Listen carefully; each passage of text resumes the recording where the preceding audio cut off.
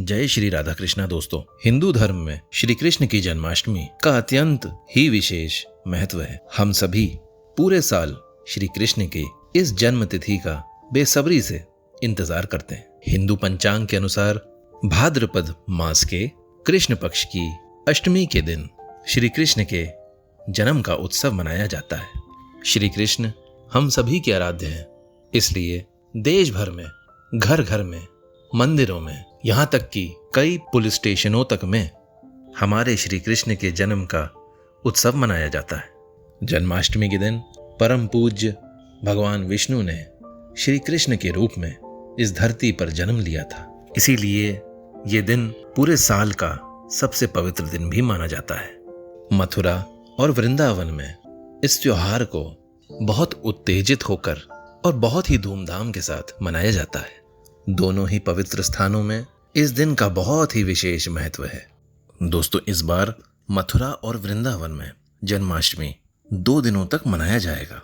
तो आइए आपको बताएं कि इस बार मथुरा और वृंदावन में जन्माष्टमी कब मनाई जाएगी। हमारे हिंदू शास्त्रों का माने तो श्री कृष्ण का जन्म 5251 साल पहले भाद्रपद मास में अष्टमी तिथि के दिन रोहिणी नक्षत्र में आधी रात में कंस के कारागार में हुआ था। ये कंस का कारागार मथुरा में स्थित है। इसी कारण मथुरा में जन्माष्टमी के पर्व का एक अनोखा ही महत्व है। और इस बार भाद्रपद मास के अष्टमी तिथि, जो कि जन्माष्टमी का दिन है, वो प्रारंभ हो रही है 26 अगस्त को सोमवार की सुबह 3:39 पे, यानी कि जब रात्रि के 3:39 हो रहे होंगे तो जन्माष्टमी लग जाएगी। और इसकी समाप्ति हो रही है 27 अगस्त मंगलवार की सुबह 2:19 पे, यानी 27 अगस्त मंगलवार की जो रात्रि पड़ेगी उस पे 2:19 पे जन्माष्टमी समाप्त होगी। याद रखें, 27 अगस्त 2:19 रात्रि की बात हो रही है, दोपहर की नहीं। अब हम आपको ये भी बता दें कि 26 अगस्त 2024 को मध्य रात्रि में मथुरा में श्री कृष्ण जन्माष्टमी मनाई जाएगी। और जो लोग आज के दिन यानी जन्माष्टमी के दिन व्रत रखते हैं, वो लोग रात्रि समय पे जन्मोत्सव का आयोजन करेंगे। इसी के साथ हम आपको बता रहे हैं कि वृंदावन में बांके बिहारी मंदिर में जन्माष्टमी 27 अगस्त की सुबह मनाई जाएगी। इस दिन रात में मंगला आरती 2 बजे की जाएगी और भक्तों के लिए कपाट खोल दिए जाएंगे। जन्माष्टमी के इस विशेष अवसर पे मंगला आरती की जाएगी, जो कि साल भर में सिर्फ 1 या 2 ही दिन की जाती है। रात्रि 12 बजे से बाल गोपाल का अभिषेक किया जाएगा और साथ ही साथ विधिवत तरीके से विशेष आरती और भोग का आयोजन भी किया जाएगा। हम आपको ये भी बता दें कि इस बार इस्कॉन मंदिर में भी श्री कृष्ण जन्माष्टमी 26 अगस्त को ही मनाई जाएगी। दोस्तों, जन्माष्टमी के दिन श्री कृष्ण के भक्त सारे दिन उपवास रखते हैं और रात्रि में भगवान श्री कृष्ण की पूजा करते हैं। भगवान जी को हल्दी, दही, घी और गंगा जल से स्नान कराना चाहिए और बहुत आनंद और खुशी के साथ पालने में एक बाल गोपाल को झुलाना भी चाहिए। यदि आपकी क्षमता हो तो आप अपने घर पे इस प्रकार की सुंदर झांकियां भी जरूर बनाएं। जन्माष्टमी के दिन हो सके तो श्रीमद् भगवत गीता और श्रीमद् भागवत पुराण का पाठ करवाने का प्रयास भी करें और अगर हो सके तो खुद भी पढ़ें। साथ ही साथ इस दिन हरे कृष्ण का जाप भी करें, उसका भी आपको बहुत विशेष फल मिलता है। अगर हो सके तो भगवान विष्णु के सभी नामों का एक माला का जाप अवश्य करें। कहते हैं कि इस प्रकार करने से आपको भगवान श्री कृष्ण की असीम कृपा भी प्राप्त हो सकती है। दोस्तों, इसी के साथ हम आपको एक महत्वपूर्ण बात और बताते हैं। इस बार जन्माष्टमी के दिन एक बहुत ही दुर्लभ जयंती योग भी बन रहा है, जो कि द्वापर युग में श्री कृष्ण के जन्म के दौरान ही पड़ा था। साथ ही साथ आप ये भी ध्यान रखें कि भगवान के पूजा से एक दिन पहले आप हर प्रकार से तामसिक भोजन को छोड़ दीजिएगा, यानी कि आपको अपने भोजन का आहार शुद्ध कर लेना है। अगर आप एक दिन पहले नहीं कर सकते हैं तो कम से कम 1 पहर पहले खाने वाला जो आखिरी भोजन होगा, यानी कि जन्माष्टमी से 1 पहर पहले जो आप खाना खाएंगे, उसको आप पूरी तरीके से शुद्ध और सात्विक ही रखें। उसमें किसी प्रकार का लहसुन, प्याज आदि का इस्तेमाल ना करें।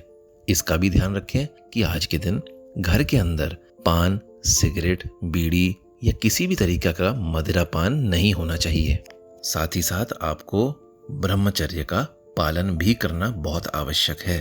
और फिर जन्माष्टमी के दिन सबसे पहले स्नान आदि करके प्रभु का अभिषेक करके प्रभु के सामने अपने व्रत का संकल्प लें। दिन भर श्री कृष्ण का नाम लें और उनके अलग अलग नामों का ध्यान भी करें। इसके बाद आप दिन में फलाहार ले सकते हैं, यदि आपको भूख बहुत ज्यादा पीड़ा दे रही हो तो ही, अथवा प्रयास करें कि आज के दिन आप किसी प्रकार का भोजन ग्रहण ना करें और रात के 12 बजे भगवान श्री कृष्ण को भोग लगाएं और अगले दिन व्रत का पारण करें।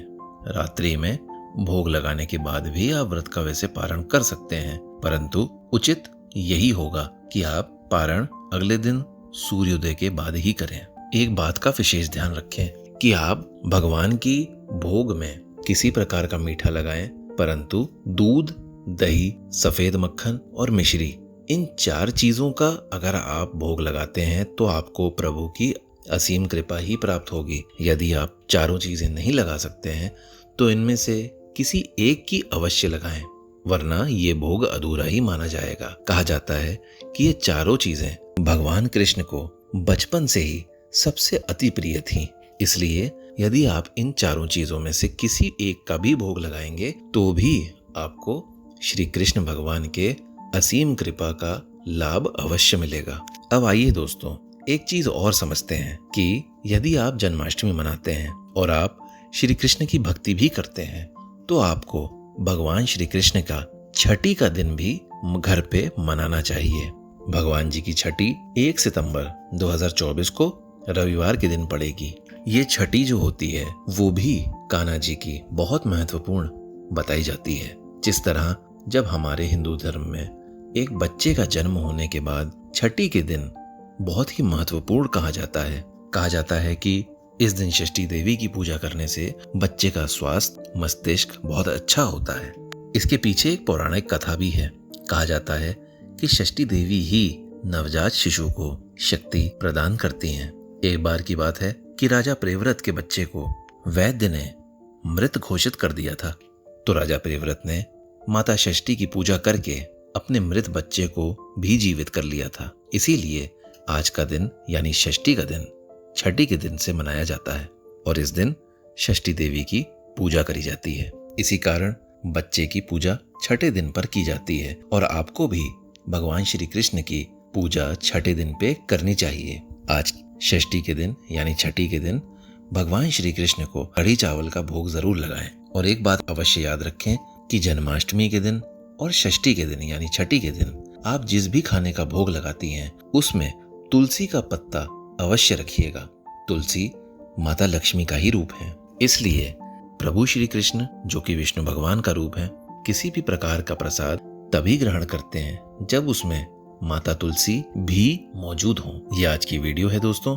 यदि आपको जानकारी अच्छी लगी हो तो हमारे चैनल को आज ही सब्सक्राइब करें और साथ ही साथ इस वीडियो को अपने हर एक दोस्तों से शेयर करें। कमेंट में जय श्री राधे कृष्णा अवश्य लिखें।